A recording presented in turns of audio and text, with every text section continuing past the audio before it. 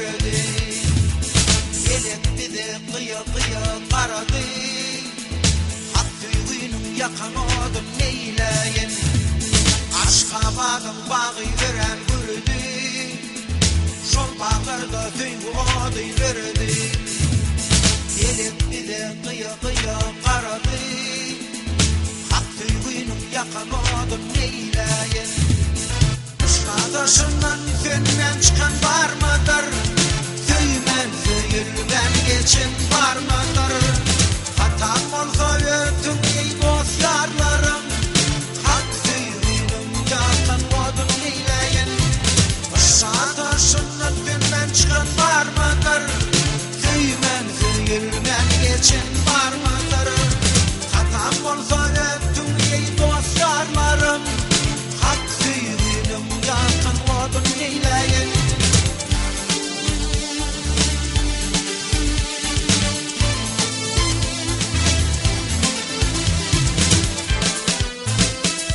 Dikensiz gül olmadı deyip durumsan, Övaydan ananmandır hiç zaman.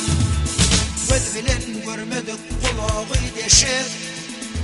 Hak tüyünüm yakın odu açaçan. Dikensiz gül olmadı deyip durumsan, Övaydan ananmandır hiç zaman. Göz bilen görmedik kulağı deşir. Hak tüyünüm yakın odu açaçan. Işık taşından fönmen çıkan var mıdır? Tüymen tüyülmen geçin var mıdır? Hatam olsa ötüm ey dost yarlarım. Hak tüyünüm yakın odun eyleyin. Işık taşından fönmen çıkan var mıdır? Tüymen tüyülmen geçin var mıdır? Hatam olsa ötüm ey dost yarlarım. Hak tüyünüm yakın odun eyleyin.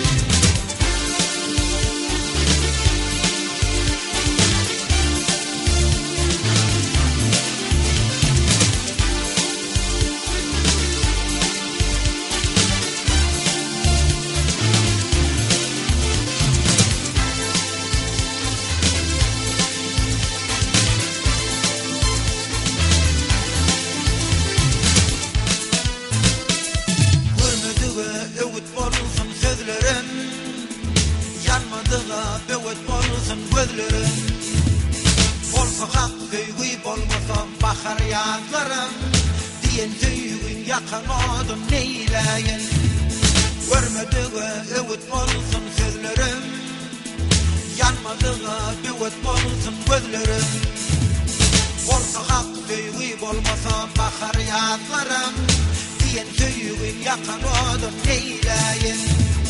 Olsa hak tüyü olmasa bakar yağlarım. Diyen tüyün yakın odun neyleyin.